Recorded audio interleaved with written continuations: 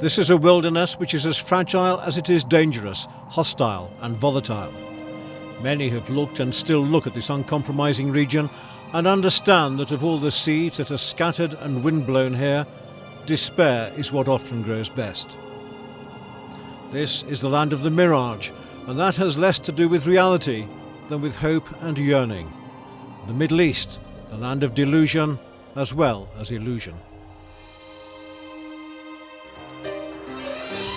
An abundance of subterranean riches has produced today's Saudi capital Riyadh, a designer city raised on prehistoric desert. Saudi Arabia is the epicenter of two great icons of worship, the petrodollar and Islam. Saudis are protective of these twin but opposing cornerstones, taking care to ensure their convergence is one of integration, not fragmentation. There is no conflict between the old faith, culture and science. Oil dollars can buy the most up-to-date technology, and there's no reluctance or shortage of expertise to use it.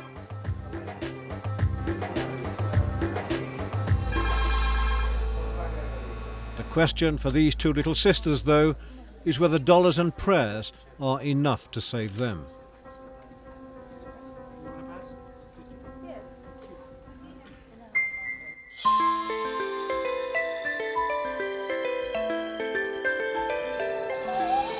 Fatima and Zahara, twins bonded by flesh and blood, inseparable by the same, unified also in a desperate struggle for life. They were born conjoined into the poorest of families in a Baghdad suburb in the midst of daily brutality and misery. January 2006, Sada City, Baghdad, a maternity hospital where much needed yet basic medical equipment is as rare as a peaceful day. Beneath the old blanket, the tiny bundle of heartbreak which has so distressed and traumatized the young woman sitting alongside. She'd been told she was carrying twins, but no one told her their condition. No one told her because the doctors had no equipment to tell them. On such brittle foundations, our new lives begun. But this mother was not about to surrender her babies without a fight. I was told I was expecting twins, but they didn't say they would be conjoined. They didn't know until after I gave birth. She said she became very sad when she first saw her babies, and she now felt sad each day.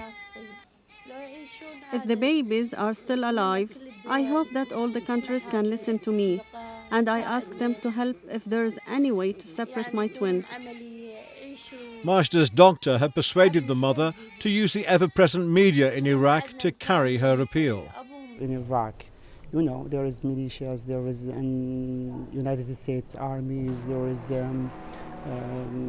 bombs everywhere. We have a deficiency in the number of doctors, in instruments, in the supplies, other things, even oxygen. When the clouds bring gloom over Baghdad, they are rarely of nature's making. A single cry for help from Iraq doesn't travel very far these days. There are just too many of them. But there is always one seed which finds fertile ground. For Majda, within 24 hours, the offers of help came pouring in. This young mother's voice had been heard around the world by individual doctors, by hospitals, by those who just wanted to help any way they could. And they were heard by a king. King Abdullah of Saudi Arabia was abroad on a state visit, and at the end of a very important day, kings do watch television, and they sometimes listen and are sometimes moved to help. He called me. He said, "You've seen that?" I said, "Yes." He said, "Could you help surgically?" I said, "Okay." And he directed me to directed the organization to bring the twins. Within 1 week, by a royal decree and by a Saudi air ambulance, the twins arrived at the National Guard Hospital in Riyadh. With them, their mother and father, and their 1-year-old brother Ali. All of them malnourished and suffering numerous infections. They were so ill, the doctors admitted them immediately. It was 2 weeks before they could leave the wards. The babies weighed less than 3 pounds each. they too had fungal growths and infections. The twins, if they didn't come to Saudi Arabia, they would have died because they came to us very sick with the bad infections, fungus infections and bacterial infections, and they stayed in the intensive care unit about 15 weeks actually. Very, very bad condition. The twins will have to grow stronger if they are to survive surgery. That will take time, and given their present condition, no one here knows just how much time these two little sisters have. Iraqi twins actually are joined in the chest, abdomen and pelvis. They share a liver. They share also the distal part of the small bowel. They share the large bowel, which is the colon. They share one anal canal and anus. They share one urinary system, which is abnormal. They share also one genital system, which is also abnormal.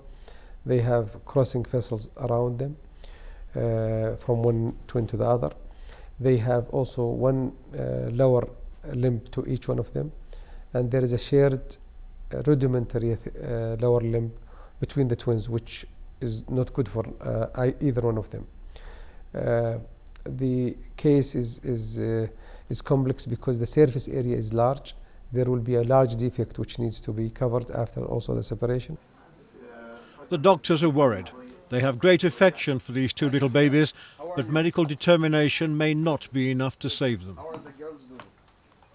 They're precious, like all life. It's precious. Until it's all done, until they are fully healed, it's a lot of worry actually, because you want to do the best for them. You want to make sure that you have done the right thing, and you don't want to hurt them. You know, the original teaching of medicine is do no harm. So actually sometimes when people get complications from whatever procedure and so forth, they don't know how much it affects their doctor more than it affects them. Even if they grow stronger, if they are to be separated, Fatima and Zahra will have to withstand a massive, violent but controlled assault on their tiny bodies, a prolonged attack which for a healthy young adult would be demanding. On these two babies it could be fatal.